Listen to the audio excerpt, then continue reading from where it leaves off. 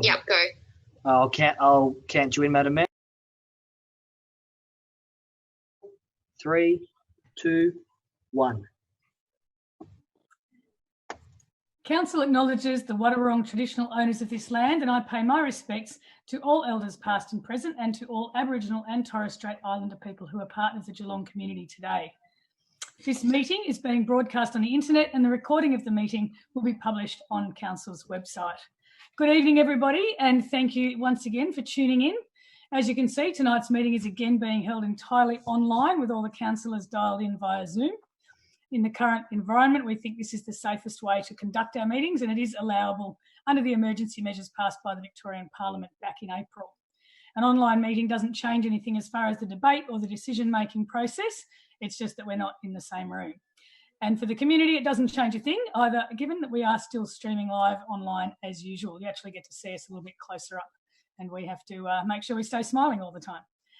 So all of our councillors are present once again for the meeting tonight, and I also would like to welcome our Junior Mayor Farzana Hosseini to the meeting tonight. Farzana will be providing an update on the activities of the Youth Council as she presents the Youth Council third report. And we also have the Deputy Junior Mayor, Ashley Delaney, as well. So welcome to both Farzana and Ashley. It's such a privilege to have them with us.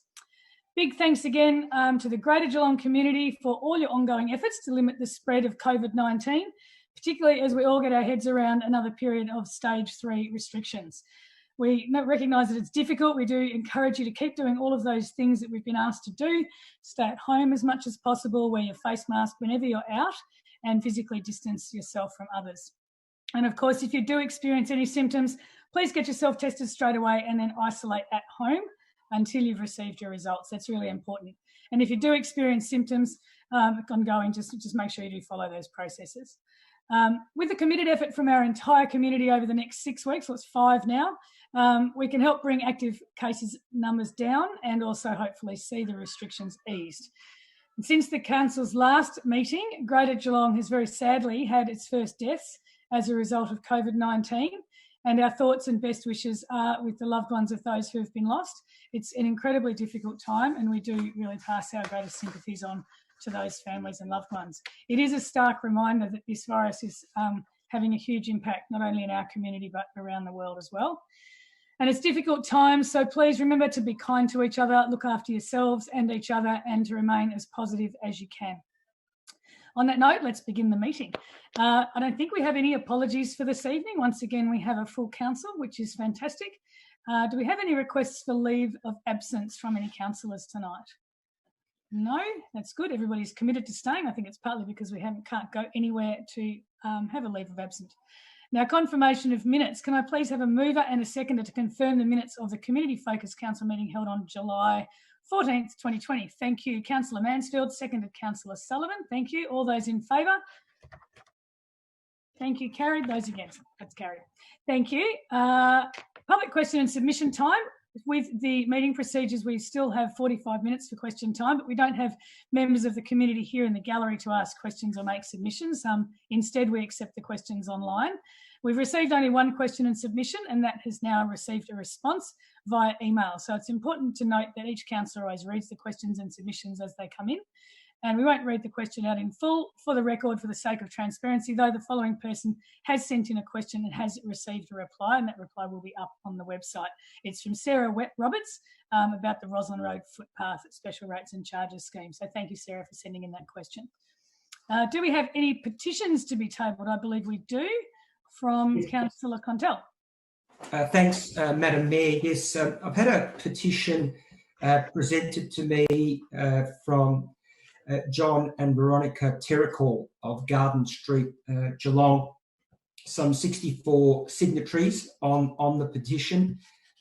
Councillors will be familiar with some of this type of behaviour, unfortunately, but what the petition is asking is for the City of Greater Geelong to endeavour to stop illegal street racing and hoon behaviour taking place at Lime Burners Point and also Herne Parade and the Eastern Beach Garden Circuit.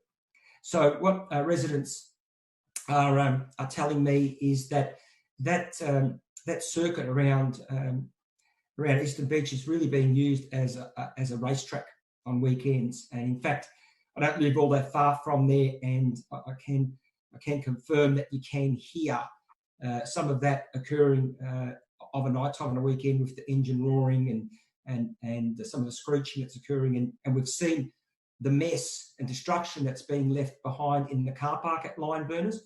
Also the flora and fauna that's been damaged, the trees that have been uprooted, the grass that's all been pulled out. And so they've asked us to consider this matter as urgent and request the council meet with Vic Police and also residents to try and stop that. It's not dissimilar to other areas of Geelong, but certainly this is what's brought to us today. Have raised it into our portal, and certainly will be continuing to follow it up on behalf of the residents. So I table that petition for that tonight, Madam Mayor. Thank you, Councillor Contell. I also had a conversation with Veronica, so you understand that is a big issue. So thank you to those residents for making the effort to put a petition forward. Okay, now we move into the reports section. The first item is our Youth Council's third report. And once again, I welcome Fazana Hosseini in her capacity as Junior Mayor to deliver the third report from the Youth Council. So over to you, Fazana. Hello guys, before I begin, I would like to acknowledge the Wadawurrung people, the traditional owners of this land, and pay my respect to their elders past, present and emerging, as well as acknowledging all Aboriginal and Torres Strait Islander people present this evening. Good evening, Mayor Stephanie Asher, Greater Geelong councillors and directors, youth councillors and the gallery. The purpose of tonight's presentation is to highlight what the Youth Council has achieved since our last report that was presented by the Junior Deputy Mayor Ashley Delaney on the 9th June 2020. I will outline the recommendations being made by Youth Council, informed by our discussions with the councillors, council officers, young people and the people who work with them. Our June meeting was held via Zoom without a problem. This meeting we were able to discuss the mental health of the Youth Council in Geelong, with a presentation from Sheldon, the Community Engagement Officer at Headspace. Before inviting Sheldon into our meetings, we undertook a meeting of silence for those who were or who are still suffering from mental health illness in our region. When she came into our meeting, Sheldon acknowledged that it is a tough time for the young people in Geelong and we need to encourage each other to speak about our feelings and how we are doing. Sheldon also provided information about Headspace, which we thought was helpful for young people to know. To summarize, Headspace is for everyone for the age group between 12 to 25, with the main office in Geelong that offers counselling, GP access, alcohol and other drug use issues, work and study support, physical, emotional and sexual health information is also provided. If a young person ever wanted to speak to someone personally, they can always access their online website, give them a call or visit them in person. After Sheldon's presentation, we had a few questions by the Youth Council members. By answering these, Sheldon gave us many resources so that the young people could get help. From the presentation by Headspace, we learned about ways to talk to our peers and how they're feeling about their mental health and where we can get help to support them. We also learned that it's all right to have a mental health, but it's never okay to keep it to yourself. The other presentation we had was by Emma, a lawyer at Barwon Health Community Legal Service, who works to provide free legal service linked to founding agreements. One of her roles in the community is educational on legal rights, understanding the legal system and service. She is currently working at Western Heights twice a week. Providing educational information and legal support, Emma provided an overview of the services available. She advised that young people have gotten large fines from the COVID-19 restrictions. She also asked the Youth Council members to complete a survey about the best ways to share legal information with young people. Once Emma was finished with her presentation, she asked us a few questions to get a better understanding of how young people like to learn and what we know.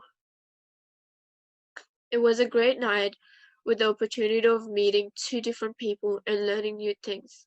I think they're both an important topic to be discussed by young people, especially going through such a tough time. I would like to take this time to thank both of the presenters for their useful information.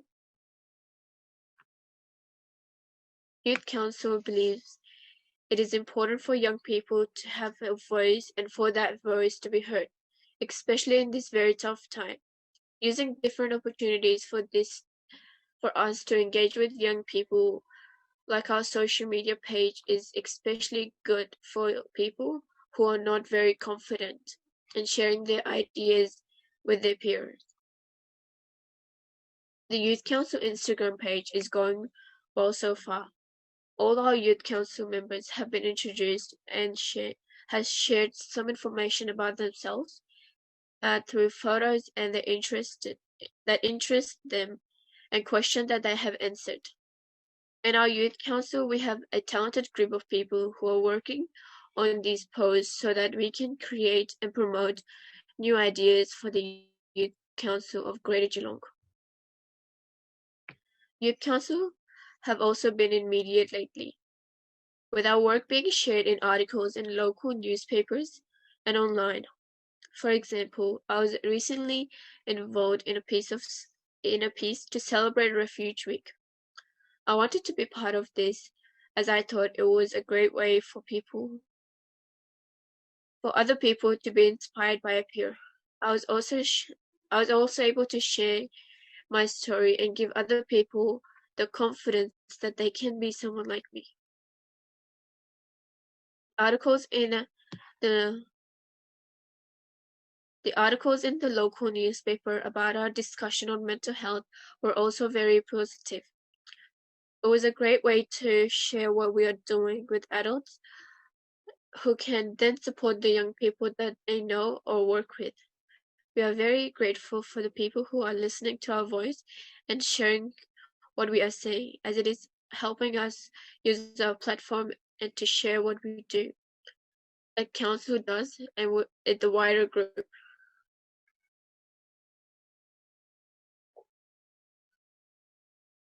As well as engaging with Council Connect's mentor program.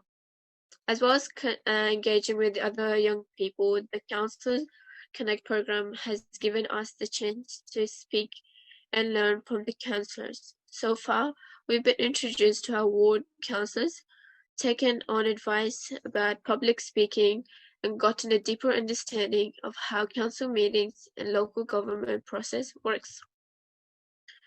In general, we have learned a lot from them, and one of the key points we have learned was how councillors got to the point where they are now. We can hopefully use these skills ourselves and promote them to other young people who want to be in politics or local government. More specifically, we have had some interesting and helpful conversation about key points the Youth Council are looking at. We have spoken about the councillors and about the youth. We have spoken with the councillors about what the Youth Council can do and the skills they can develop in a 12-month terms in office. The process council go through to create more youth council space is like the Fort Youth Centre and what role the council can play in advocating for the youth mental health. I'd like to take this opportunity to show how grateful the Youth Council is for the time and the knowledge that they have shared with us. Thank you very much. Fantastic. Thank you, Fazana. That's terrific to know what you've been up to and what you're continuing to be up to. Now, we do have a mover and a seconder for this item to note this report. So I believe Councillor Mansfield moving. Yes, thank you. And seconded Councillor Manane. Thank you, Councillor Mansfield. Thank you. Thank you, Mayor Asher, and thank you, Fazana and Ashley. That was a wonderful report, and I think I speak for all the councillors when I say that, you know, this youth council has been one of the highlight catch-ups with the youth council during our mentoring connect sessions have been one of the highlights of this year.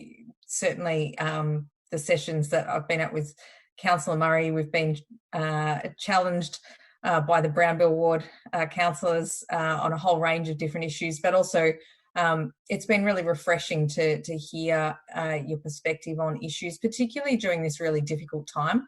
I have to compliment all of the youth councillors on their outstanding Zoom skills. I don't think we've had any issues with muting and unmuting during our sessions, so really appreciate that. And apologies for background noise here. It's a bit of a noisy household at this time of day. And I'd also like to.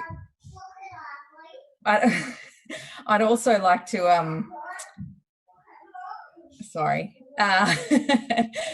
Okay. I'd also like to. Sorry, I'm really struggling here. To thank them for some of the really fabulous ideas they've put forward regarding the future work of the Youth Council, in particular spreading what they've learned amongst their peers and widening the impact of the benefit of the Youth Council. Their advocacy around youth mental health, I think, is really important, and I know some of our councillors have shared some specific ideas for what they feel they and council can do to better promote services that are available, but also provide support to their peers. We know that young people are really struggling with many aspects of COVID, and this is going to continue to have a toll on us for as long as we're having to keep apart from one another. Social connection is so important for all of us, but particularly young people. So I really thank the Youth Council for their input on all of those issues. And I welcome the recommendations in this report. Thank you, Councillor Mansfield. Now, I appreciate that I've actually cut Fazana off in the middle of the full report, but the full report is available online, and it's probably another couple of pages, and I really encourage people to go and have a look because it's some really good feedback for us. So, Councillor Manane, would you like to second the noting of this report with that in mind?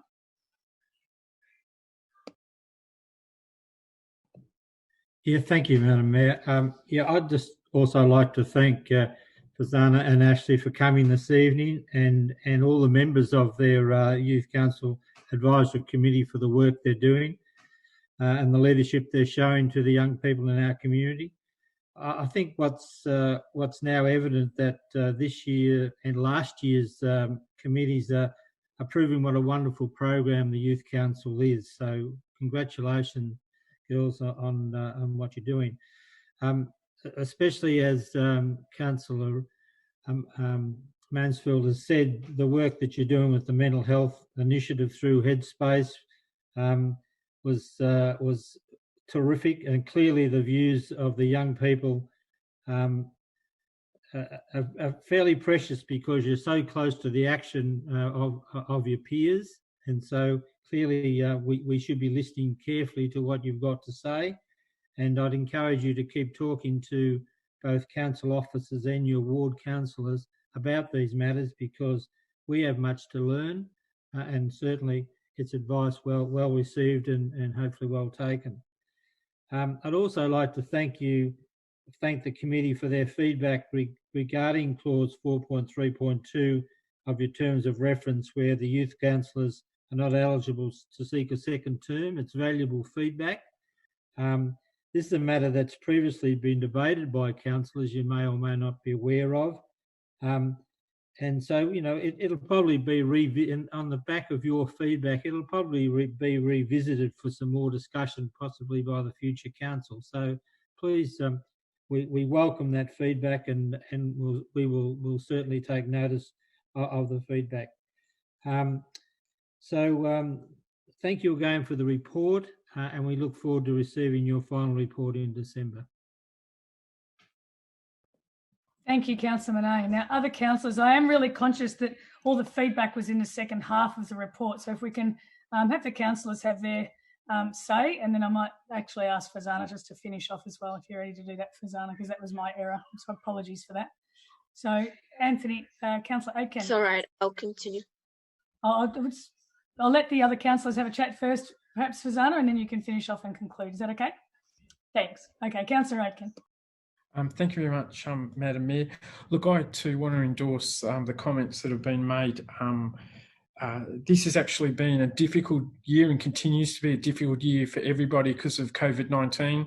So the Youth Council hasn't been able to experience the same things as what last year's council did because of the restrictions associated with COVID-19. But what I'm really encouraged about is I don't see these two young people sitting before me as girls. I see them as young women and who are leaders. And I'm really encouraged by the leadership of these young women in Geelong. And I'm really, it's just been a fantastic year this year for the council, because for the first time ever, we've had a female leadership team in the council. And for the first time ever, we've got a female leadership team in our youth council as well too. And certainly what I've learned in the last 12 months, and certainly the last 9 months since the youth council was put in place, that female leadership is different. It's actually more inclusive. It seems to be more compassionate and understanding about the community than what traditional male leadership is in politics. So Fazana and Ashley, congratulations on being leaders and being great female role models.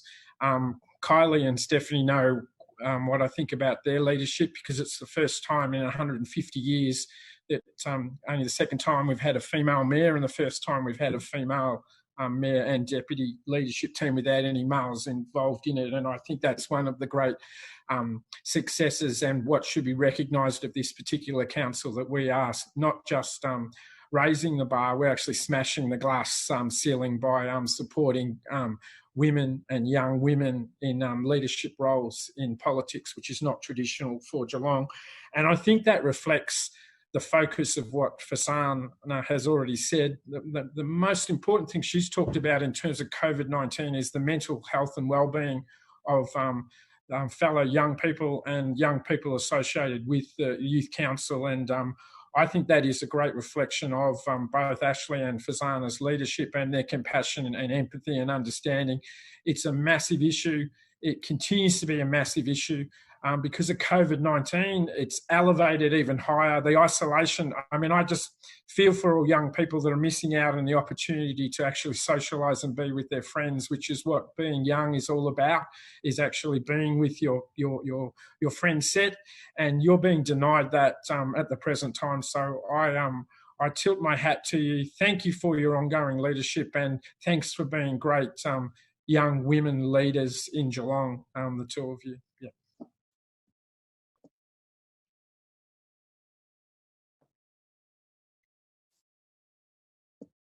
Well said, Councillor Aitken. Councillor Mason. Thank you, Mayor Asher. I also would like to endorse all of the words that have been said so far. And certainly only last night we Bellerin councillors, the three of us, Mayor Asher, Councillor Sullivan and myself, we had a mentoring session with our junior councillors, Josie Horn, Holly Glanville and Sam Leonard. And we had a really good exchange of views. And it's actually a two-way exchange. And I certainly learnt a lot from our youth councillors. And we did discuss quite a bit on mental health, and we did discuss a bit on the environment.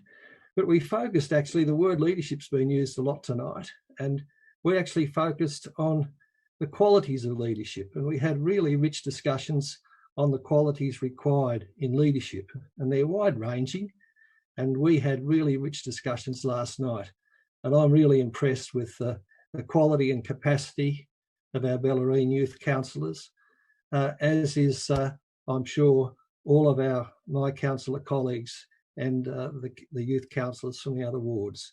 So it's a wonderful thing that we've got a youth council now. Thanks, Councillor Mason. Councillor Harwood.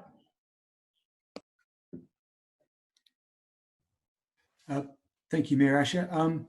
Thank you to the whole Youth Council and to Fazana and Ashley's presentation tonight. I just want to say quickly, I find it really, I get great confidence in the Youth Council when you do the work and the research that you've been doing, particularly into mental health, and particularly looking at the community value and importance of Headspace. I've had significant dealings with Headspace and personnel there, and they are a really understated, underestimated, and sometimes often underutilised resource. And I think it's great that the Youth Council is really bringing it to community focus and letting the community know, particularly young people, that the service is there and the importance and the enormous value that it has. And I think it's also a mature position taken by the Junior Council, looking at extending the potential terms or providing that feedback for the council that runs in sync with every other committee and organisation just about in existence, about having people on an organisation or a council or a group that has a little bit of experience in bringing in new people and keeping that change continuing. I think that's really mature. And I think the feedback we're getting now is starting to show great benefit for us as a council overall. So thank you. Please pass on my thanks to the whole group, and I think you're doing a fantastic job. Thank you. Thank you, Councillor Harwood. Any other councillors like to make a comment before I throw back to Fazana to finish off with the feedback? I'll just say the feedback's been really good so far along the way. We've certainly stimulated lots of good discussion among the councillors and also within our own ward youth council conversation. So well done, all of you. Yeah, I agree, Councillor Harwood. Just please pass that on to all of the other youth councillors for us. So Fazana, please continue. Can I just say a few words, please? Absolutely. Sorry, Councillor Contell. I'll keep it short. Thank you. Yeah, I just wanted to also ask Fazana and Ashley to pass on my thanks to the youth councillors. Whilst I haven't been able to engage with them as much as I'd like due to work commitments, I do applaud them for putting up their hand to be young leaders in the community. It's not an easy thing to do. And the fact that you've chosen to put your hand up in this position when there's so many other things that you could be doing at your age, and I know there's so many distractions, but for you to volunteer your time to play a significant part in creating what will occur and shaping the future and the fabric of Geelong really should be applauded by all of you. It's a significant position and it's a significant responsibility, and I'm sure that your parents and your support people and officers and the councillors around this table have already explained that to you. And some of that you may not appreciate for years to come, but the way that you act out in the community and the things that you're doing out there, just through your actions, will be what will be followed by others. So please ensure that you take that responsibility with pride, as you are, because you are really leading a huge community that are looking upon you for that leadership. And we really thank you for doing that. So well done. Please pass on my thanks, and I'll certainly do my best to try to engage to the best of my capacity going forward. But all the same, thank you. Thank you, Councillor Contell. Okay, so back to Fazana with the feedback section of your report. Please go ahead. And again, apologies for interrupting you. No, it's all right. Okay, with youth mental health, an observing point that was made in our June meetings by presentation by Sheldon regarding the youth mental health was that We need to encourage the young people of Geelong to reach out and ask for help, as it is an unusual time for them to go through so much as they have during this tough time. Somewhere they can get help from is Headspace, as they are offering counselling, GP access, and many other helpful sources by professional and trusted members. Young people aged between 12 to 25 can get help from their online service or go in person from their office located across Geelong.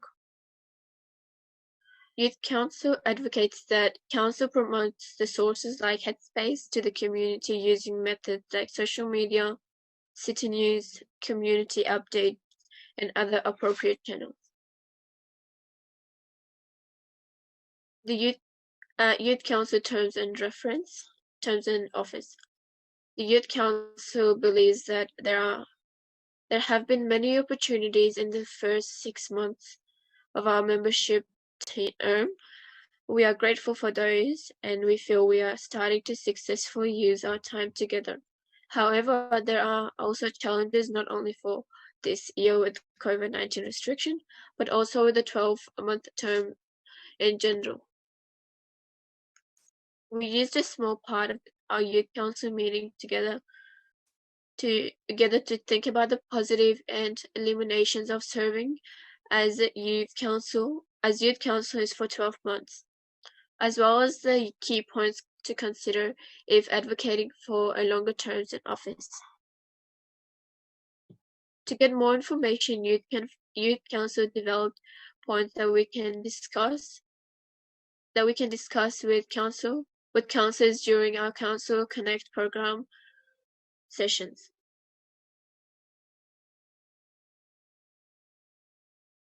We are grateful for how clear and honest councillors were in these sessions. We were able to provide input on the opportunities to spend more time as a team with all the members of the Youth Council in person, and benefit from the opportunities to learn more and have a better understanding of council by really getting to know and use what we have to connect with the young people in our ward. Youth Council believes a second year in office would be even a better caption and amplifying those new voices and ideas. Youth Council also believes there could be a program created for those who are interested, where young people can learn about and be involved in local government, either through or outside of the schools. The fourth and the fifth objections of Youth Council talk about civic leadership and an understanding of council. A program dedicated to these objectives mean that more young people can follow their interest in being active and informed citizens, while at the same time Youth Council can and more effectively use their platform to advocate and advise Youth Council on issues specific to young people. Youth Council advocates that Clause 4.3.2 of the Council Advisory Community Terms of Reference, which states members are not eligible to nominate for re-election, is considered for removal. A program.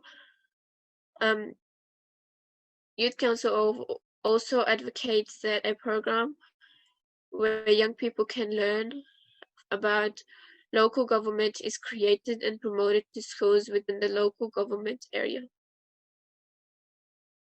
Our priorities for the next 2 months. There are many things that are soon to be happening for the Youth Council.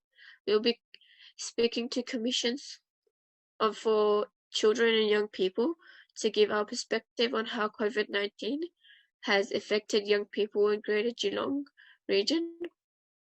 We'll also have the opportunity to share our ideas on the city's environment strategy and climate action plan, to give our feedback on actions and goals that we think might be missing.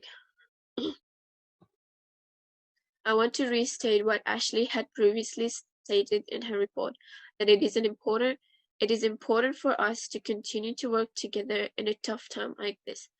The reason is very clear, and we want to make this reason to keep our focus on cooperating with as many young people as possible in the greater Geelong area on their mental and physical health through virtual and face-to-face activities.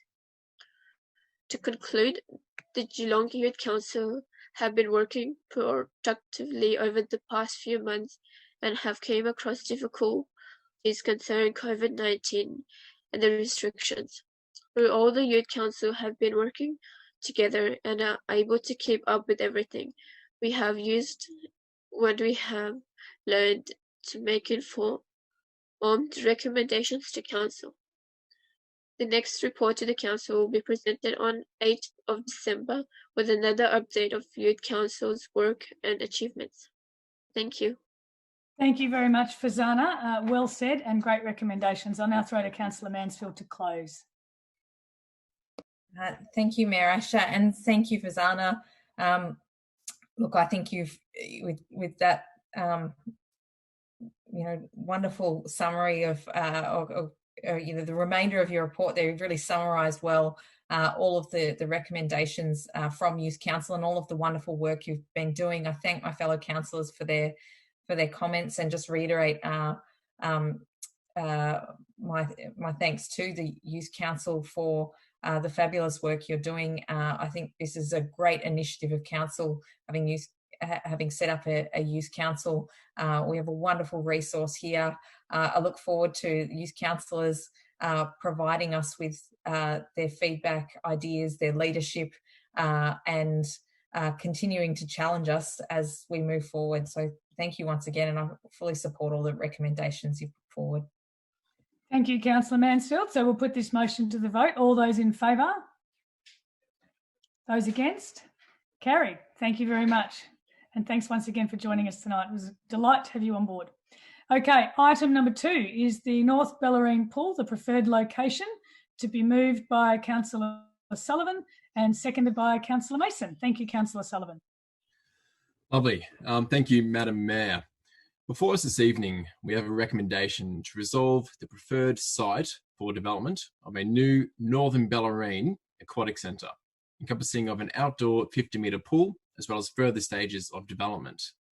In April 2019, the Morrison government announced an election commitment of $10 million in funding for the 50-metre outdoor pool in the North Bellerin.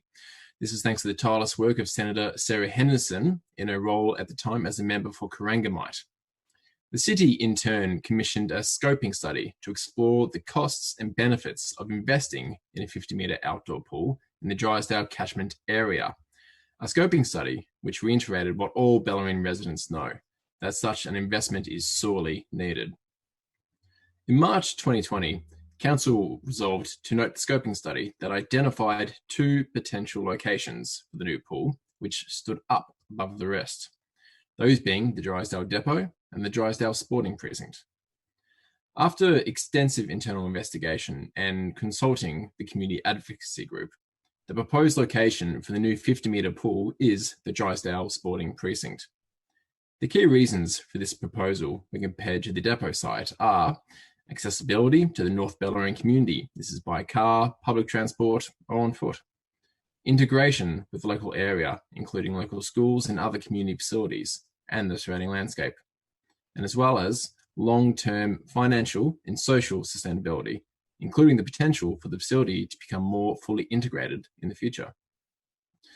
This centre will feature the 50-metre outdoor pool, a multi-purpose space, changing facilities, and a pavilion.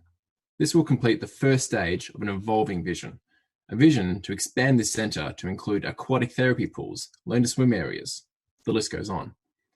This is to fill the gap that was identified in the independent scoping study, that the residents in the Northern Bellerin have lesser access to aquatic facilities than those in other parts of Greater Geelong. This has been a long time coming, and I thank Mayor Asher for a strong support on this issue, as I do my fellow Bellerin councillor, Councillor Mason. I'm proud to be part of a council which is delivering $750,000 in this year's budget towards this project, adding to the $10 million committed by the federal government. Well then, we have the federal government and we have the local government. Now I ask the state government to come to the party. This is a fantastic opportunity for all three levels of government to join together, to show multi-partisan spirit. This is the time for the state government to show that they do care for the residents of the Northern Bellerin. But without any mistake, we are making sure that this aquatic facility will happen regardless. So I thank my fellow councillors for their support on this auspicious development. The residents of the Bellerin, thank you. And now I put forth the recommendation of the preferred location of the new Northern Bellerin Aquatic Centre, being that of the Drysdale Sporting Precinct. Thank you. Well said, Councillor Sullivan. Councillor Mason.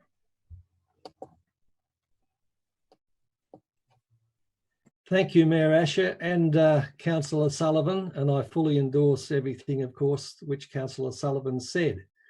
The Northern Bellerin's really been crying out for a pool for a long time, and I'm pleased we've now made another significant step forward in achieving this new 50-metre pool.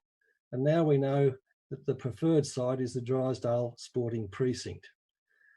Also, as Councillor Sullivan said, I also have to emphasise that we're really very grateful to the Morrison government for its commitment of $10 million to fund this 50-metre outdoor pool for the Northern Bellerin.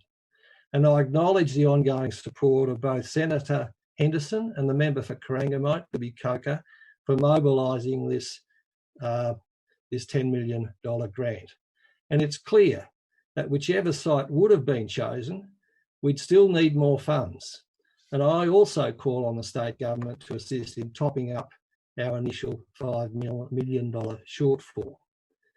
Meanwhile, Council has allocated $750,000 for ongoing detailed design during this budget period. And so the site was not chosen lightly. The City Commission scoping study explored the costs and benefits which resulted in the two potential locations. There was also substantial community engagement through the city's website and through the North Bellerin Advocacy Group. Officers conducted an objective investigation using Council's social infrastructure policy criteria. Issues and opportunities were assessed for both potential locations. And so after careful deliberation from all stakeholders, the strong weight of opinion centred on the Drysdale Sporting Precinct as the best choice. This site has the capacity to accommodate future population growth over the next 20 years. The Drysdale, and it also can provide for a higher level of flexibility in the use of passive recreation in public open space. The Drysdale Sporting Reserve will ultimately be a more sustainable location. It has room for future expansion of other aquatic health and recreational facilities, and it will integrate well with existing and planned sports infrastructure. And it's understood by all of us that we can't have everything at once. It will take a sustained effort to ensure the initial design will allow future expansion with little disruption. This is the expressed desire of all stakeholders and the Bellerin councillors. The next important step is for the city to conclude an agreement with the Australian Government Department of Health, and we do wish the CEO well with this exercise. The Bellerin ward councillors have collaborated strongly to achieve this outcome. I also thank the Northern Bellerin Advisory Group, Advocacy Group for their passion and purpose, and especially the sport and recreation staff for their effective, efficient facilitation of this project. Thank you, Councillor Mason. Any other councillors wish to comment on this one? Councillor Contell. Yeah, I'll just keep it short, Madam Mayor. Look, it really is an exciting project. There's no doubt for the Bellerin, and those of us that have been watching upon this from afar, and also really just in a supportive role for the Bellerin councillors, couldn't be more thrilled to see that finally a significant investment such as this will be delivered to the Bellerin. We know just how much a community can thrive and prosper from a great aquatic centre. Having worked in Western Victoria for a long time, driving around the smaller towns in the areas, it's always those that have the aquatic centres that are prospering, and the community benefit from those. So for the Bellerin to have this being delivered in the coming years will be amazing for that community. Not a 25-metre pool, but a 50-metre pool, which are becoming rarer and rarer to be able to have access to. And I also personally thank Sarah Henderson and the federal government for this huge injection, the $10 million, because without that kind of funding, something like this couldn't be possible. And Sarah certainly worked tirelessly over those years to try to deliver that funding and done a great job at doing so. And I also applaud our Bellerin councillors for really getting behind this project. And I'm sure the other two Bellerin councillors won't mind me saying that certainly for Mayor Asher, this was one of her priority projects since joining council, and really has been a strong advocate for it as well. So well done to all of you. Really looking forward to the facility being up and running, and can't wait to be holidaying down at the Bellerin and actually using the facility myself. So well done to the community and to all of you, and to the politicians, particularly Sarah Henderson, being able to contribute to this. Thank you, Councillor Contell. Councillor Aitken. Thank you very much, Madam Mayor. Look, I congratulate the Bellerin councillors for what they've achieved, but I'm actually going to talk about the project that I'm most passionate about. Is the Northern Arc. This particular project and the support that there is for the Bellerin pool is just really a blueprint for us in the northern suburbs in terms about trying to get governments to work together for the benefit of the community.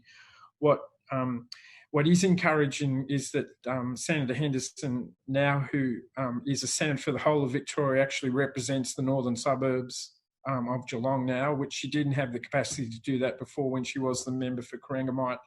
And I must thank Sarah for allowing both Kylie and myself to make representations to her on a number of times now to lobby for the Northern Arc project. And I'm encouraged that we now have got the ear of the federal government for that particular project. That's a major step forward for that particular project in the north. I'm also encouraged that we also continue to have the ear of the current state government for that particular project. But what I really do want to just remind everybody about the Northern Arc is during the COVID environment and the opportunity to look for infrastructure-based projects, nothing could provide more support to that community in our most disadvantaged area than a $60 million plus construction project.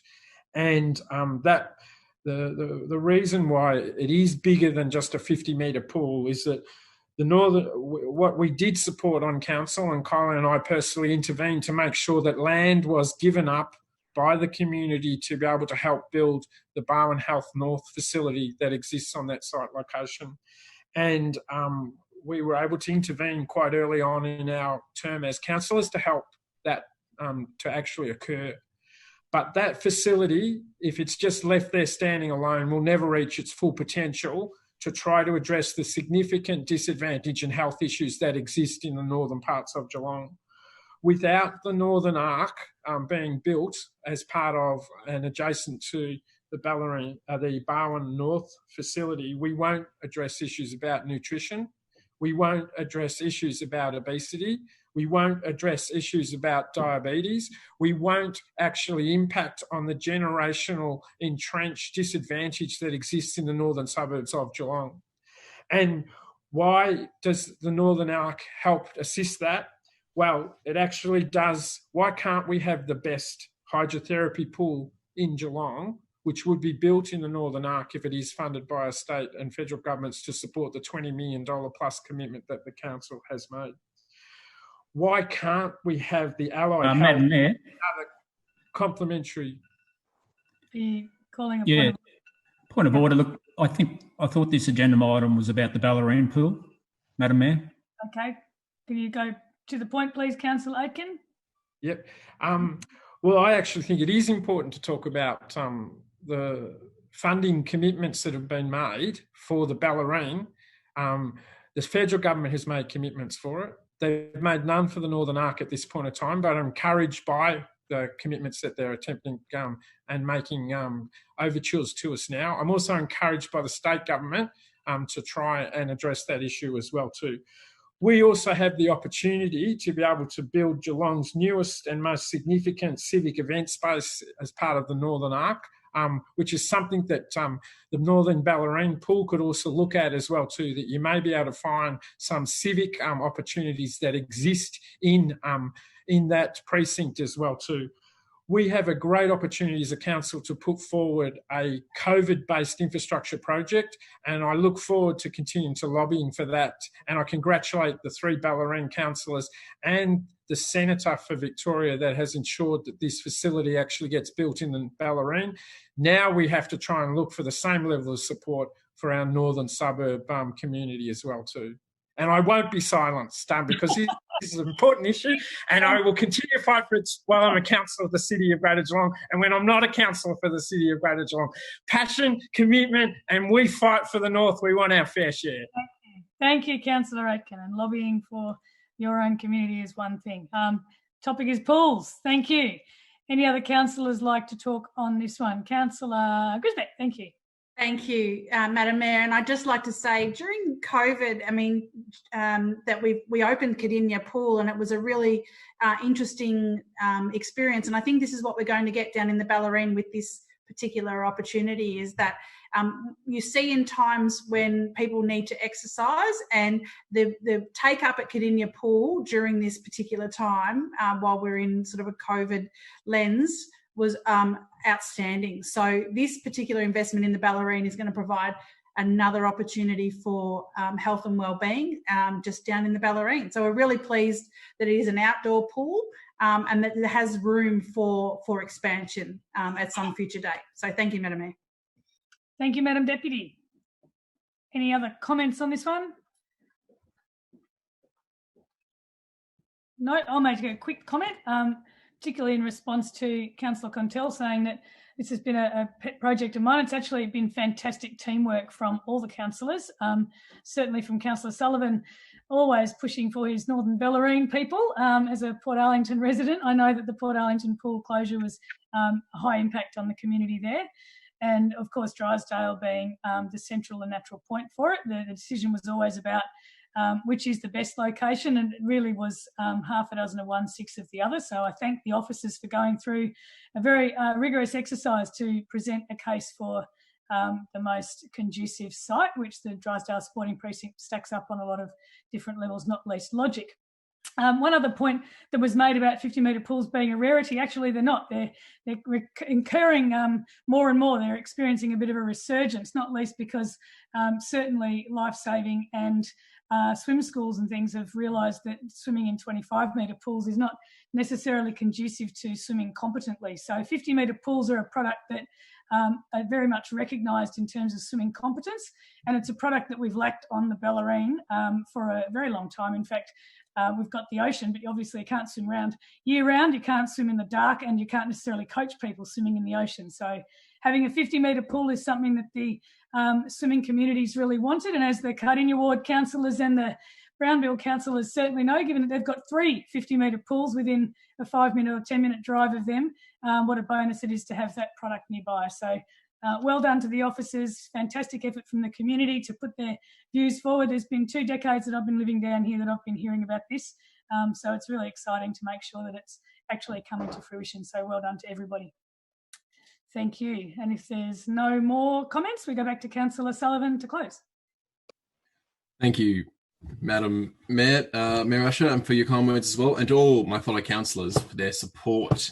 On one point, this is a fantastic win for the entire Northern Bellerin community. This is not favouring Drysdale or Clifton Springs residents as such. It is the best point for all Northern residents to be able to access within a 10-minute drive. And secondly, I'd just like to emphasise, as well as many others have, just what can be achieved when multiple levels of government work together. It's something that can be seen as a rarity, but something that we certainly can do and can achieve. So with that, I'm happy to close. Thank you. Thank you, Councillor Sullivan. So we put this motion to the vote. All those in favour? Those against? Carried. Fantastic. Item 3 is the proposed sale of 34 to 40 Esperance Crescent, Heighton, to be moved by Councillor Nelson and seconded Councillor Aitken, I believe. Councillor Nelson. Thank you, Madam Mayor. This report recommends that councillors vote to retain the land at 34 to 40 Esperance Crescent in Heighton for use as a community open space. Now, as we all know, this land's been vacant for some time. Council purchased the land back in 2008 off the developer for around $500,000, and that this was to be for a community space, a childcare facility. But when there were no councillors on board back in 2016 and 17, council officers and administrators decided with the state government to move the childcare facility up to the back of Bellerin Primary School on Bellevue Avenue. So that land was deemed surplus. So it was never really actually open space. It was to be a childcare facility. So, so therefore it was open space, as I said. Sorry, it was deemed excess by council. So we went to the community to get some feedback, and the feedback was overwhelming. Over 100 submissions from the community. They got very loud, as Heighton residents do. The local advertiser is always called, well, certainly the last few years, Fighting Heighton, and they certainly fight for what they believe in. So this report is to retain, if it goes ahead, to retain that space as open space and look to further develop it into a community playground, obviously with the community submissions, but that's obviously later on. I'll let my fellow ward councillors and other councillors speak as they may. Thank you, Madam Mayor.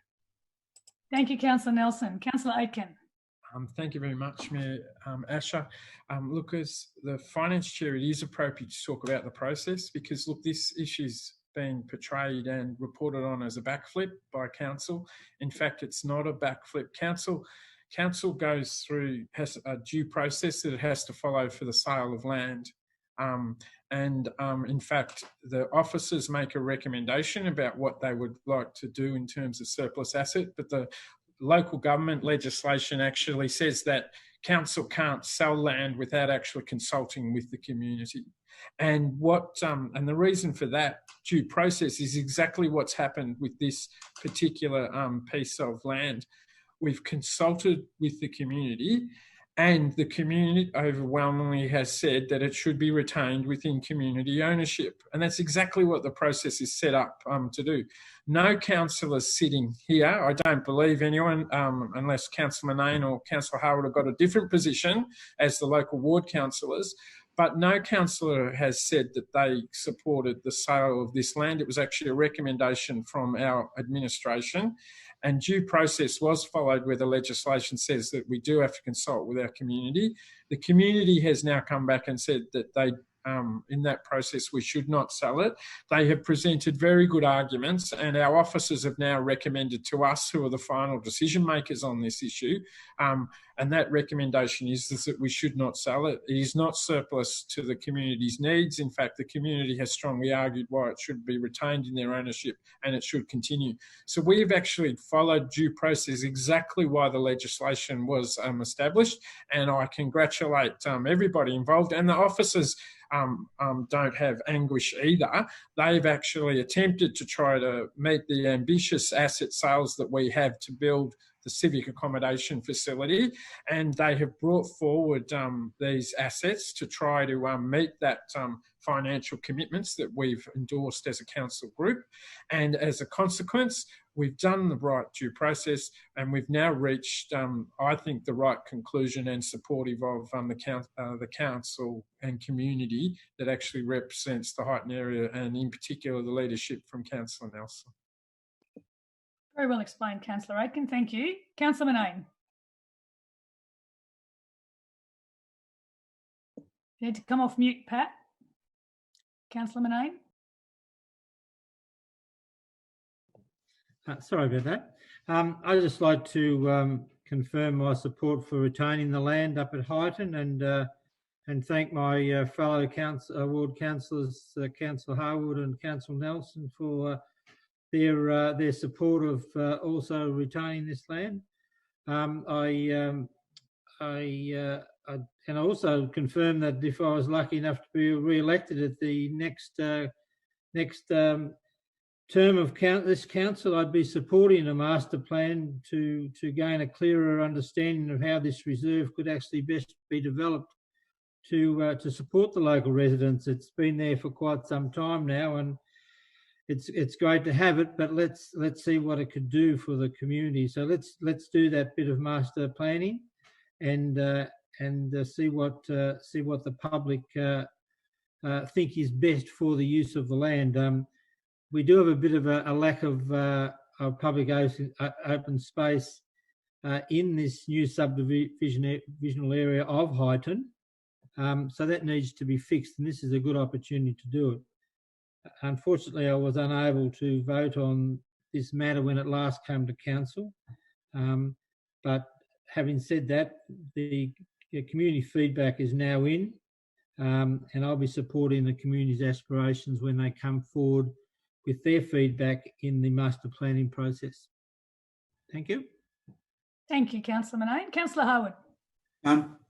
Thank you, Mayor Asher. Again, just to support Councillor Nelson and Councillor Manane in this issue, I think it's also worth noting that the particular piece of land has never been designed to be anything other than used for community aspects as such. So the fact that the local community there spoke very strongly and very passionately about the particular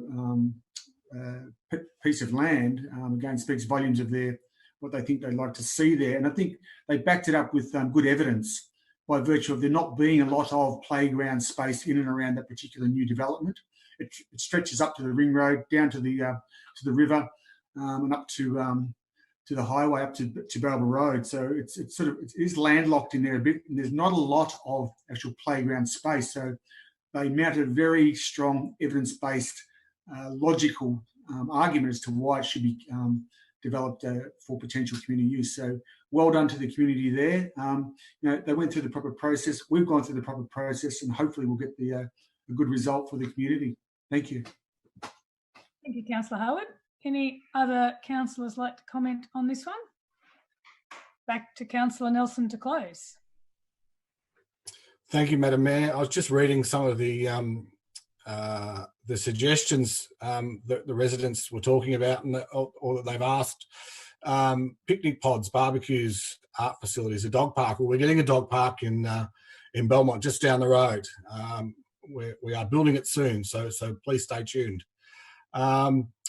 A library, farmers market. So some of these suggestions are really, really good. I just have to have a shout out to a couple of people that contacted me personally, and that was Rachel Taylor, Ben Jensen, and Nikki New. Now, Nikki's suggested some designs from Christchurch. I was over there actually last year, self-funded, of course, and there was the playground in Christchurch that they've just recently built, and it is absolutely amazing. And it's I can't think of the name of it off the top of my head, but it was an Indigenous woman. So she was saying that we should look at going down that path of engaging the Wadawurrung community as well, to look at what we can do at that space. So there are so many things that we can do there. Recommendation number 9.3, that we refer the submissions to the Social Infrastructure Investment Department for more community engagement. It's really where we need to go. So I'll close there, but really exciting time for the people of Highton. And as Councillor Harwood said, it is quite landlocked up there. There's no footpaths. I've been beating my chest for footpaths, as we all know. That's my thing. So hopefully we'll get some footpaths up there soon, so it's not so landlocked. Thank you, Madam Mayor. Excellent. Thank you, Councillor Nelson. So I'll put this recommendation to the vote. All those in favour? Those against? Motion carried. Okay, item 4 is the proposed sale of 11 Purnell Road, Corio, to be moved by Councillor Aitken and seconded Councillor Grisbeck. Councillor Manane. Thank you, Madam Mayor. I'd like to request fellow councillors to consider the referral of this matter, please. Absolutely. Vote on putting this to a deferral. All those in favour? Those against? Carried. So item 4 will be deferred. Thank you, Councillor Manane.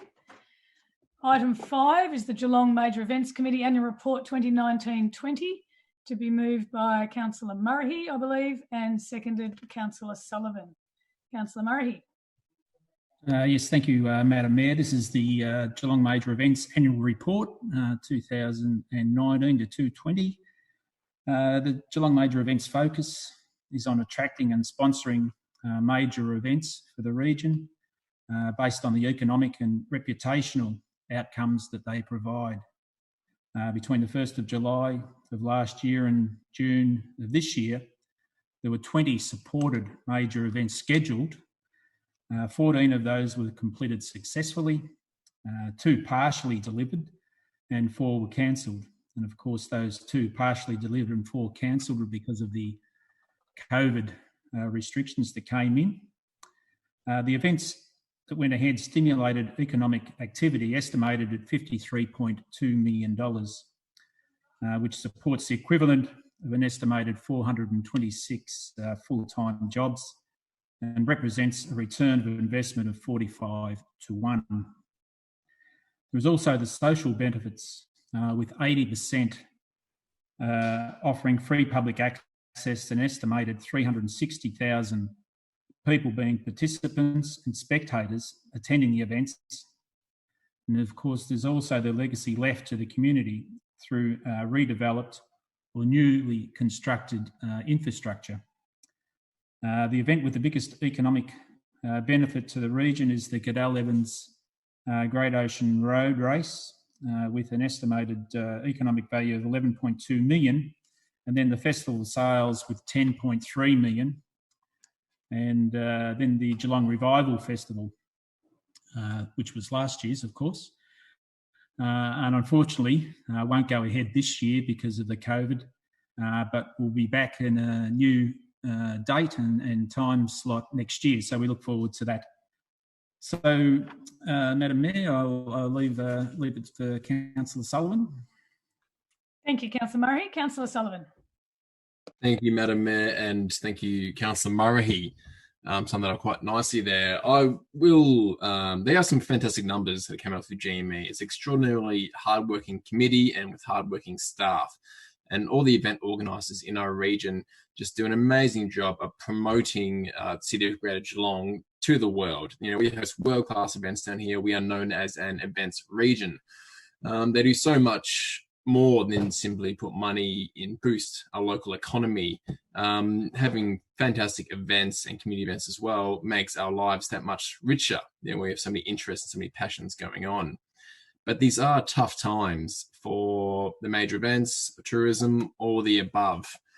Event organisers and rights holders, they continue to innovate and transition event models into adapting into the COVID and post-COVID world. GME is going to help them to pursue these opportunities and see what we can attract to our region, you know, post-lockdown, hopefully post-COVID-19. So whilst this report currently this year has a slight dampener, though GME cannot deliver everything promised or everything that was planned, I'll be most interested into next year's report and exactly see how we come out of this. And the plans already are being developed. You know, the cogs are already turning. There's a lot of people putting some fantastic work in here. So I'm happy to second the motion of Peter Murray, Councillor Peter Murray. Thank you, Councillor Sullivan. Do we have any other comments on this one? Councillor Deputy Mayor Grisbeck. Thank you, and thank you, my fellow councillors, for that report. I think what's really important is going to be, as Councillor Mason says, it's about our recovery, and I'm really looking forward to these major events coming back to our region. It is the source of much economic boost to our region when these events do come. And well done to the Geelong Major Events team for, you know, scrambling during this time. And cancelling events is never a nice thing to do, but given the current circumstances, I look forward to welcoming the 100th year anniversary next year of the air show. And we also, you know, one of my favourite events is the Geelong Revival event, and let's hope we can there'll be some announcements soon about the date that they're hoping to do next year. And put it out there that I hope to be participating in that revival event next year. So hopefully when it comes to Geelong. Thank you to the GME staff. I know it's a tough time, and all of the officers that have worked in this space. And thank you very much, Madam Mayor. Hear, hear. Thank you, Councillor Grisbeck. Councillor Howard. Thank you, Madam Mayor. I think it's just worth noting with the GME committee that they've been really supportive of events that unfortunately haven't been able to go ahead, and really stuck close to them and supported them where they need to be to ensure their continuity into the future. That's important. I think it's also worth noting that there's still strong applications coming in from all sorts of different areas about events that are seeking to be supported in the region. So again, it continues to demonstrate how popular the whole Geelong region is to hold events of a whole range of wide and varied eclectic events that we do get, and we do try and balance out that GME schedule. It's not just about all sporting events as such.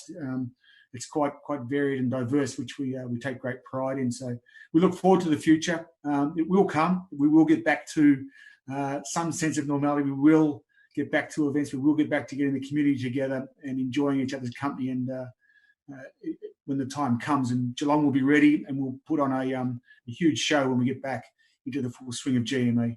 Thank you. Thanks, Councillor Howard. Hold that thought. We'll manifest a positive later in the year. Well done. Any other councillors wish to talk on this one? Councillor Manane. Very, very briefly, and I'd just like to have a call out, if I could, for all of those organisations in Geelong at the moment, and big and small, who are persisting with their online events. There are just so many so much innovation going on, and so many people are not being beaten by COVID and holding events, and anything from whether it be the chamber or clubs or whatever. They're all keeping our community together. A lot of effort and a lot of imaginations going into it. I think we should call it out and thank them very much for what they're doing for our community. Thanks, Councillor Manane. Councillor Contell, then Councillor Aitken. Thanks, Madam Mayor. Look, similar to others, look, it is a shame that we're not able to have a lot of these major events progressing at the moment. We understand the reasons why, but they have such a big impact on many other smaller events in the region. So when there's a large event going on, whether it be down the waterfront or whether it be in the outer suburbs or wherever it may be, it also draws others in, whether it be buskers, live entertainers, comedians, those that make a living out of selling their own skills. And Councillor Sullivan has been living and breathing this and chewing my ear any chance he gets to make sure that we are supporting not only the large events but also the smaller events, particularly during the COVID-19 packages that have been going out there. And as Councillor Manane mentioned, there's so many out there that are trying, but there's so many businesses that rely on this. The Marquee guy is one of the locals that provides a lot of the marquees for the events. They're not able to operate at their full capacity, and there's many others out there. So we need to really be careful and ensure that we're doing all we can to support the smaller entertainers and those that generally feed off these large events as we go forward. And hopefully, we work ourselves out of what we're in at the moment and come back bigger and better over the coming 12 months. Very good point, Councillor Contell. Councillor Aitken. Thank you very much, Mayor Asher. Look, my sort of point and theme is very similar to what others have spoken about, but I actually think the importance of these events is actually even more because of COVID-19. We have to actually learn to enjoy ourselves again and come together as a community. And in fact, I flag if I get re-elected, I actually wouldn't mind getting involved in this area of responsibility because I see the real significance of COVID-19 impacting on us, and I am concerned about the community's broader health and well-being. And one of the great ways that we actually can try to bring enjoyment back into the community is through our Geelong major events. A good example is that 2021 is actually marked down as Geelong's turn for White Night. And we've just heard that the Bellerin one's been cancelled this year because of COVID-19. I could think of nothing better than if that we're celebrating the end of COVID and the pandemic, and a vaccination has actually been discovered, and 100,000 people are enjoying the fellowship and the friendship that's associated with major social events such as White Night. And I think that's going to be, I mean, certainly we know it's a challenge for us now, but what a great opportunity for us to bring enjoyment and fun again back to our community with our major event schedule. So, Marsha, that's why I certainly would love to be involved in it after the council if I'm successfully re-elected, because I really think it's a great opportunity to help our community recover and enjoy themselves. Yeah. Thank you, Councillor Aitken. Councillor Nelson. Thank you, Madam Mayor. Yeah, I'm certainly on the board of GME, and I would welcome Councillor Aitken to jump on the board should he be re-elected and we all be re-elected. Something I hope we all are. But I just wanted to touch on, flip it a bit on its head with regard to GME and events not taking place. I think this is a perfect opportunity for the state government to try and start the redevelopment of or stage 5 of Kidney Park, GMHBA Stadium. I think this will be a good time to employ, because it'll employ lots and lots of people, and the spin-offs from that will be good for our community. So while we can't go to the Vic Open or to the White Night or to whatever other event it may be that we all love so much, Councillor Grisbeck likes the drag racing down on the waterfront, and that's certainly really good to watch. But surely we can use this time, or the state government can use this time to invest in Geelong, and hopefully we can rebuild a similar stadium for stage 5, because that'll provide much needed injection into Geelong's economy.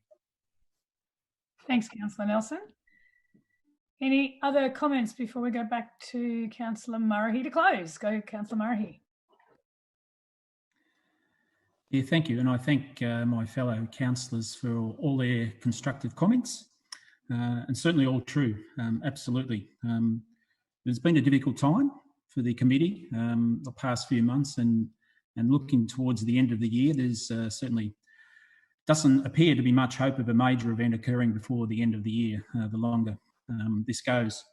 So, but what I can say is that we're certainly planning for next year, and with much excitement that the calendar at this stage is looking jam-packed. So hopefully we're through this period that we're in now, and the calendar will be very full next year.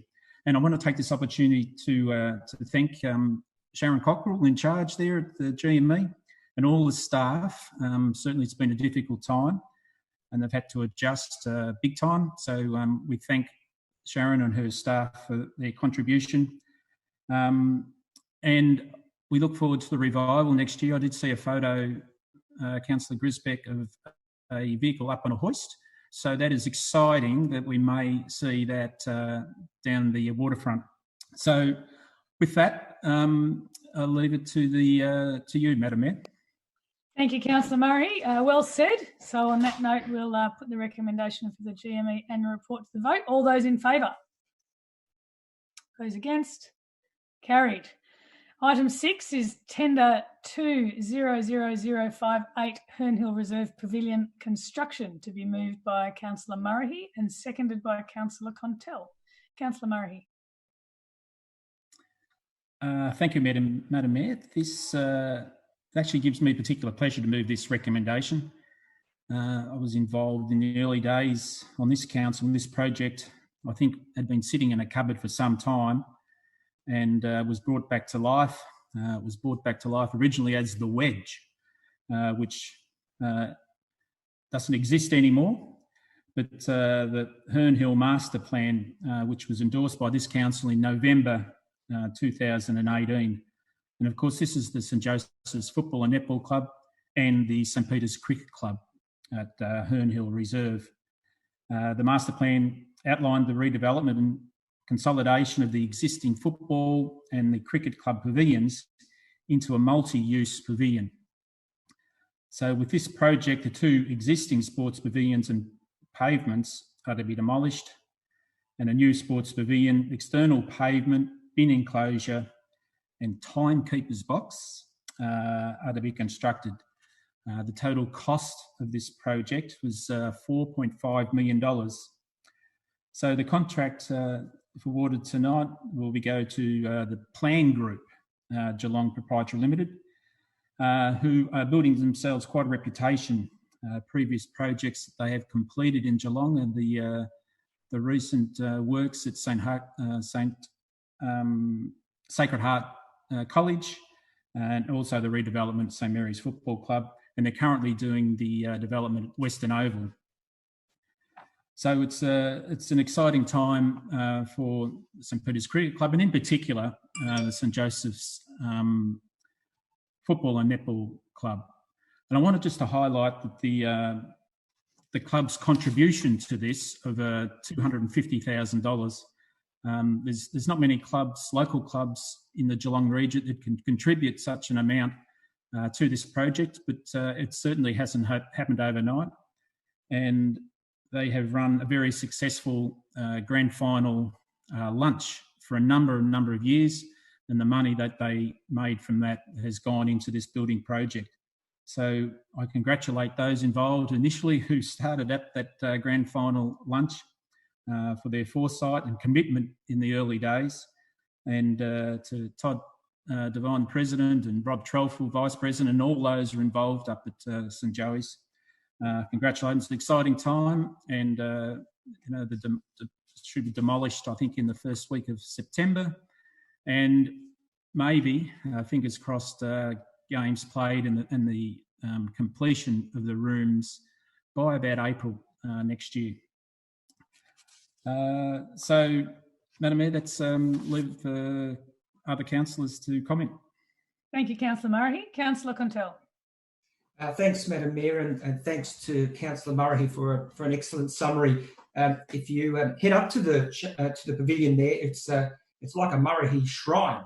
Murray, he's got his name hanging up on the walls there, and so he should. I'm sure this holds up a special place for the family as well, and it's great to see that this is now progressing along, because I'm sure you would have seen it in all sorts of state over the years, Pete. So as it was already indicated, we know that the Herne Hill Reserve, as Councillor Murray has indicated, is home to the St Joseph's Footy, Cricket, Netball clubs, but also St Peter's Cricket Club, and they've been in desperate need for an upgrade to the facility and the pavilion, but also the introduction of gender-neutral facilities for way too many years. And discussions and planning has been occurring for many years between the council and councillors and the club officials, in particular Todd Devine from St Joey's, who's the president, and Rob Trelful, the vice president, who have done a terrific job advocating for the club and the community, which has now finally brought us to the point of hopefully tonight awarding the build contract to Plan Group. And so after so many years of lobbying and working towards gaining the significant funds from this council and the state government, in fact some 3.2 million, the project is now coming to fruition. And I am particularly proud as the chair, or deputy chair, sorry, Ron, of Sport and Rec Portfolio, that it is this council that has funded a significant portion of the project, about 1.5 million. And this group of councillors that has supported the project, which is in the heart of the Brownbill ward, and now will be delivered to the St. Joey's Footy, Cricket and Netball Club and the St. Peter's Cricket Club, but more importantly, the broader community. And it is an excellent investment and infrastructure that will serve the Geelong, children, the families, the athletes, and the community members for decades to come.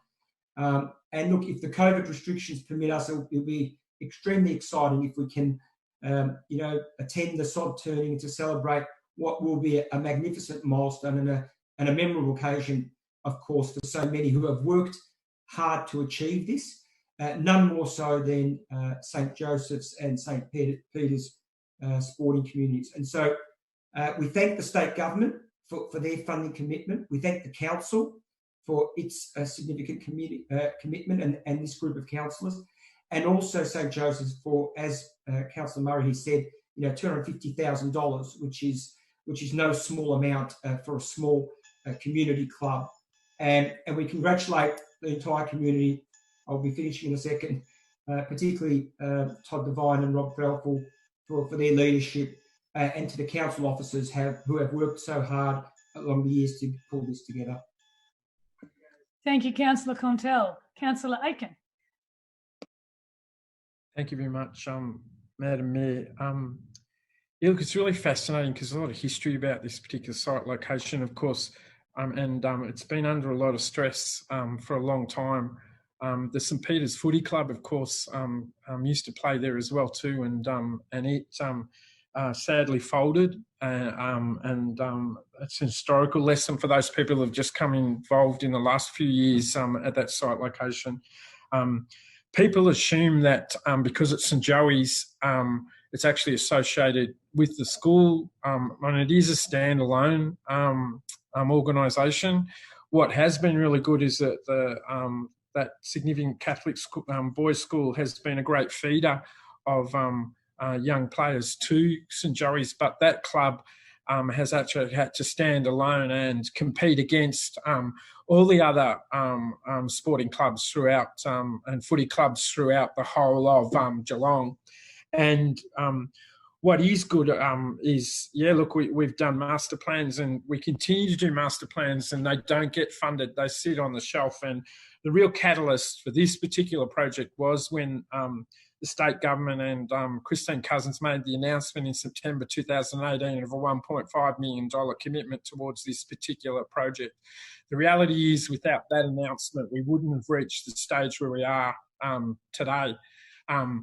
That announcement was the catalyst for council to have the confidence to be able to support this particular project. The pavilions and the facilities at that site location don't match the quality of the football and the cricket that's played by the people there.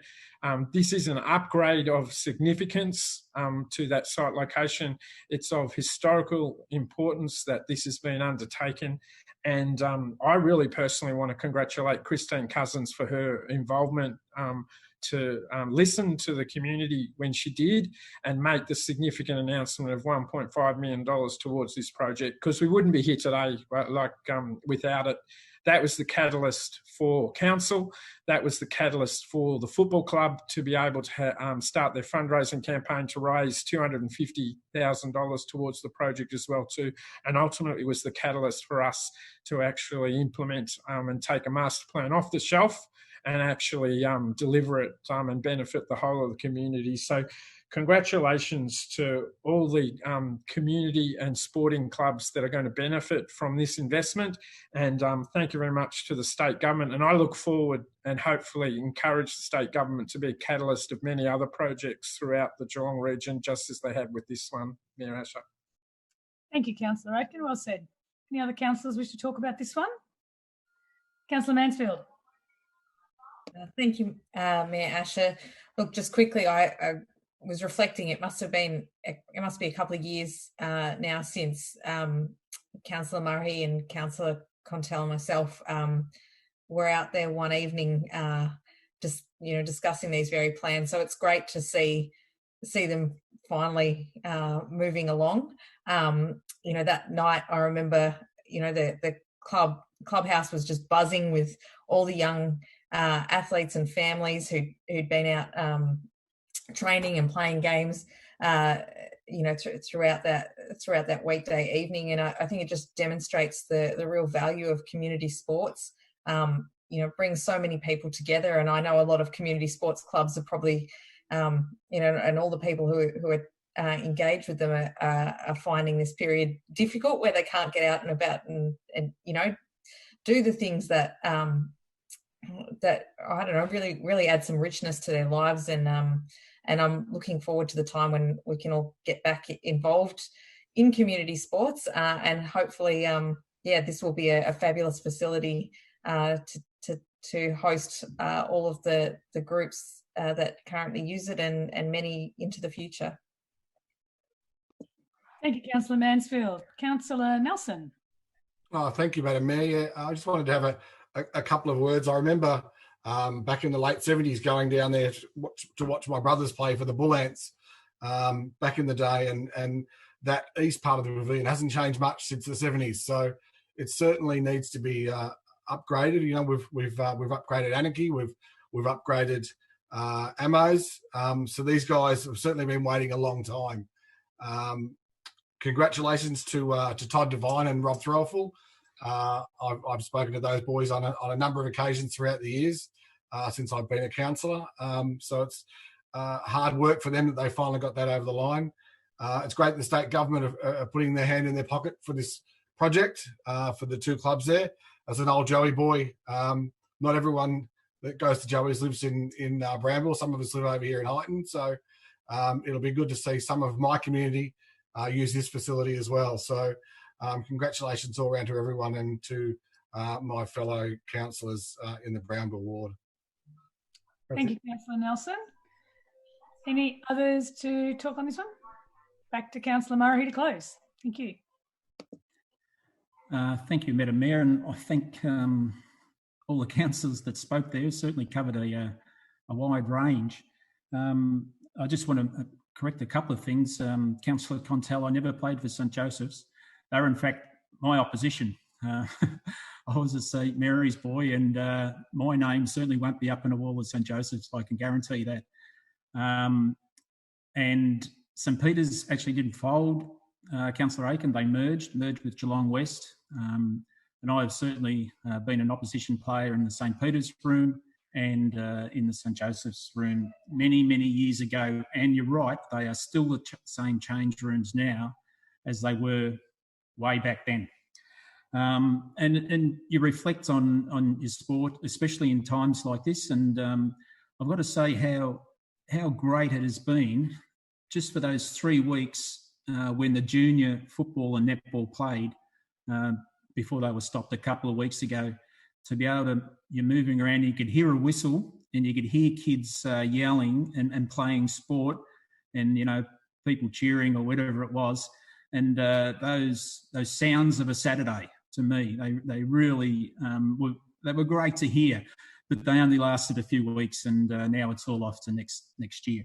But in any event, but just getting on the junior netball, the actual netball facilities part of this project is actually completed, and they were completed September last year. So it was unfortunate that the season had finished and then the netball facilities were completed. So they never really had an opportunity to open their netball facilities, and they played about 3 weeks of junior netball in those facilities this year before it was closed down again. So there's been no senior netball in those facilities, but they are new and they are part of this project, so which is great. So it's an exciting time for the club, as I've said, and we look forward to the progress and see what it brings in the early part of the season next year. Thank you, Madam Mayor. Thank you, Councillor Murray. Spoken with passion and knowledge. Well said. Okay, so we'll put this item to the vote. All those in favour? Those against? Carried. So on to item 7, and I can already predict who's going to move and second these ones.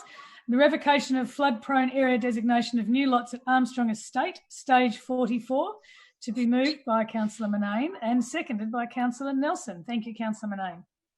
Thank you, Madam Mayor. This report recommends Council revokes the floodplain area designation of stage 44, that's lots at Armstrong Estate, fronting some lots on Whites Road, quite a number on Boundary Road and others at 60 Airport Road and Mountainede. This follows the internal drainage, roads construction, earthworks on these lots in question to contain the potential floodwaters within the road and drainage reserves, and by revoking the designation will allow the owners to build on the land without the need of a special permit from council, without having to rise the floor level of their home, and also help, of course, with their insurance costs. So this was, our designation was 206, so that's 14 years ago. So time's marched on. I put the motion to my fellow directors. Thank you, Councillor Manane. Councillor Nelson. Thank you, Madam Mayor. Councillor Pat said pretty much everything that needs to be said, I guess. So as someone that's got a property in a flood zone, it's really good that these people won't have to pay the extra levy with insurance. So good to see. Thank you. Great. Thanks, Councillor Nelson. Anyone else want to comment on this one? Noting that it is one of three that are coming up. So assuming not, back to Councillor Manane to close. Nothing further, Mayor. Okay, let's put item 7 to the vote. All those in favour? Those against? Carried. Thank you. Item 8 is revocation of floodplain area designation of new lots at Armstrong Estate, stage 51, to be moved by Councillor Manane, seconded by Councillor Nelson. Thank you, Councillor Manane. This report recommends that Council revokes the flood-prone area designation of stage 51 for lots at Armstrong Estate, fronting the same roads that I mentioned previously, Whites Road, Boundary Road and Airport Road in Mountainede. And similarly, the drainage work's been done. The revocation will allow the owners to build without permit, and it'll assist with their insurance costs as previously stated. So I don't think there's any more to add there. Thank you. Councillor Nelson? Nothing further, Madam Mayor. Councillor Manane to close. Nothing further. Okay, we'll put item 8 to the vote. All those in favour? Those against? Carried. Item 9 is the revocation of floodplain area designation of new lots at Armstrong Waters Estate, stage 6. Councillor Manane to move. Councillor Nelson to second. Councillor Manane. Yeah, this report recommends Council revokes the floodplain area designation of stage 6 for lots at the Armstrong Waters Estate. That's fronting Charliemont Road in Conowari, which is 291 to 411. And similarly, as mentioned in the last two motions, the internal drainage and construction work's been done to contain the potential floodwaters within the road reserve and the drainage reserve, as was the case over at Armstrong Estate, and the same advantages to the homeowners here as previously stated. So I'll put that motion forward, Councillor. Councillor Nelson? Nothing further, Madam Mayor. Nothing to add. Councillor Manane to close. Nothing else. Nothing else. Okay, we'll put item 9 to the vote. All those in favour? Thank you. Those against? Carried. Item 10 is the Roslyn Road Heightened Footpath Construction, Special Rates and Charges 346, Finalisation of the scheme, to be moved by Councillor Nelson and seconded by Councillor Aitken. Councillor Nelson. You're on mute, Councillor Nelson. Yes. I'd like to move a deferral, please. Okay, all those in favour of a deferral? Those against? Carried. Thank you. Item 11 will be Thompson Road, North Geelong, Footpath Construction, SRC 350, finalisation of the scheme, to be moved by Councillor Contell and seconded by Councillor Aitken. Councillor Contell. Sorry, Madam Mayor, just before we move on, I just want to second the deferral. We didn't get a second. Beg your pardon. Thank you, Councillor Harwood. Thank you. Just for the record. Thank you. Good pickup. Okay, so item 11 to be moved by Councillor Contell, seconded Councillor Aitken. Councillor Contell. Thanks, Madam Mayor. Look, there's two reports coming up. I know we're not moving them on block, but I'll talk to the first one a little longer and then that way explains the second one. So there's two special child schemes that are now being finalised related to footpath and pedestrian paths that have been put in the North Geelong Bell Park areas. And these footpaths, the first being in item 11, is between Thompson's Road and Morgan Street, just heading towards Cowies Creek. And the other is Furner Avenue, Bell Park, heading to Thompson's Road.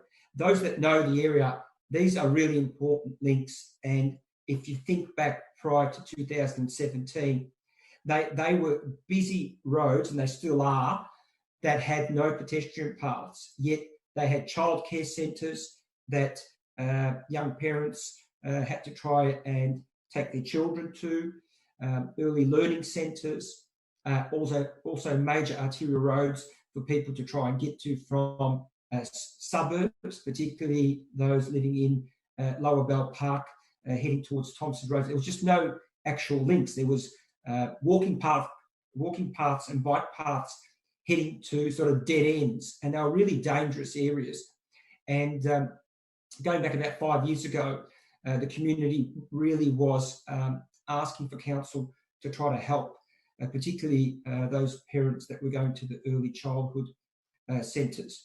And so 2017, item 11 was approved to go ahead, and 2018, item 12 was approved to go ahead.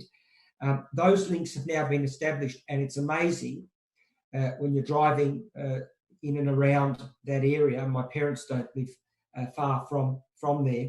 How many people are now using those footpaths and connections that connect Nor Lane to Bell Park, and then Bellpost Hill and beyond. And it's fantastic to see them now completed. Tonight, we're asking to adopt the special charge scheme. For item 11, total costs have now come in at about $311,000. Now, this is slightly up on what was originally estimated, about 7% up. There was also quite a significant amount of additional works that were carried out by the council, particularly in Rodney Road, which needed some curb and channel. It needed a driveway reinstated, some paving repaired, and also a retaining wall put in. Close to $100,000 worth of works, which council have funded entirely.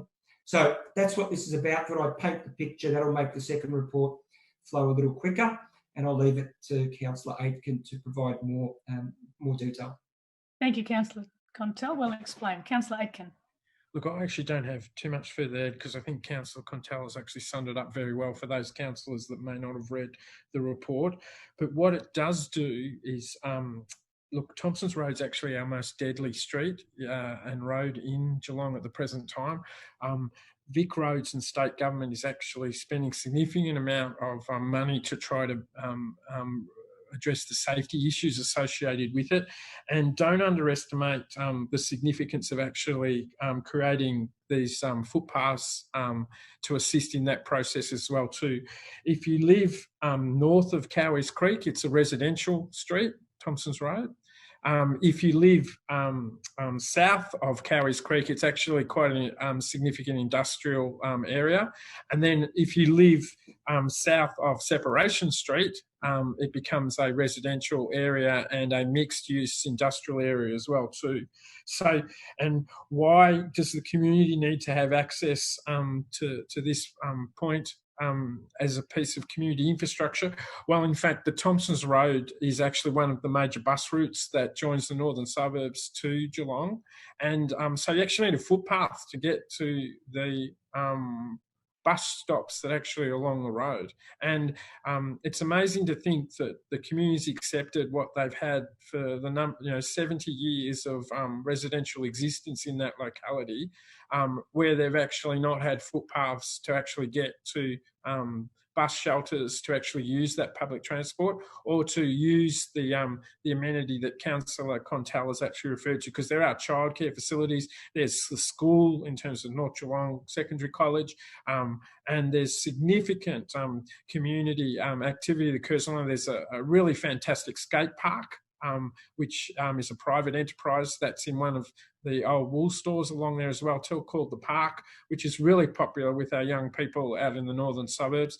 And all of these infrastructure actually is there, but it hasn't been as accessible as what it could. This doesn't provide paths across the whole length of Thompson's Road, but it actually does address, as Councillor Contell has said, the parts that actually need it the most, which is linking Lower Bell Park and some of the Norlane West areas to have better access to the facilities and community activities that exist along that road.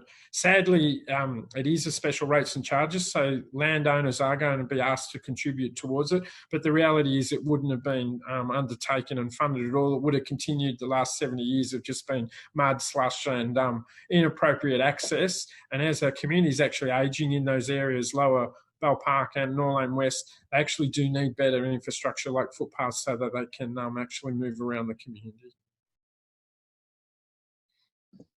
Thank you, Councillor Aitken. Good job you didn't have much to say on that one. That was really good. Is there any other councillors wishing to talk on this one before I hand back to Councillor Contell to close? Thank you. Yeah, thanks. Look, Councillor Aitken mentioned that property owners will need to contribute. Having said that, this won't come as a surprise. This was already raised several years ago before the project went ahead, and this is now finalising those costs. Great, good point. Thank you, Councillor Contell. Okay, let's put this one to the vote. All those in favour? Those against? Carried. Okay, item 12, very similar, as has been explained. Thompson Road, North Geelong, footpath construction, SRC 352, finalisation of scheme, once again to be moved by Councillor Contell and seconded by Councillor Aitken. Councillor Contell. I'll keep this one short. I've already explained it in item 11, but only to reiterate, it is an important link, as Councillor Aitken said, because of North Geelong Secondary College, which is in Separation Street, and this allows the Bell Park community to be able to transport themselves to those areas. On a positive, this one here, the costs have actually come in under the forecast estimates, and so the property owners' contribution will be reduced by some 21%, which in total is about $58,000 over the entire property owner group. But still, all the same, a good news story that it has come in under budget. Indeed. Thank you, Councillor Contell. Councillor Aitken, would you like to add anything? No, I actually don't, Mayor Asher. I'm happy to say nothing on this issue. You were very informative last time. That was great. Okay, thank you. Councillor Contell, anything further? Nothing further. We'll put this to the vote. All those in favour? Those against? Thank you. Carried.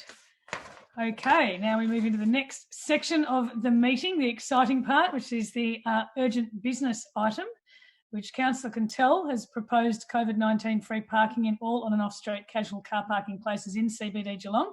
Before we get to it, we have to consider an urgent business item which requires 2/3 of the councillors to support.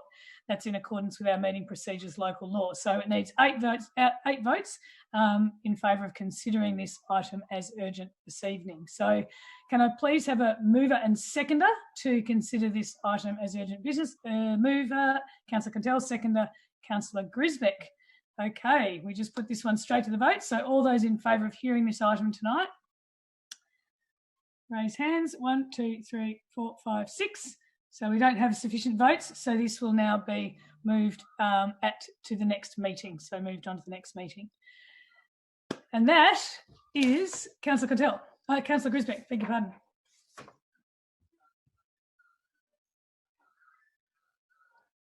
Did you put your hand up to tell me something, Councillor Grisbeck? No, you're on mute. Her screen froze, Mayor Asher. She had a screen freeze. Yeah. Okay. Well, did we capture that we didn't? That one didn't get carried, so that motion's not carried.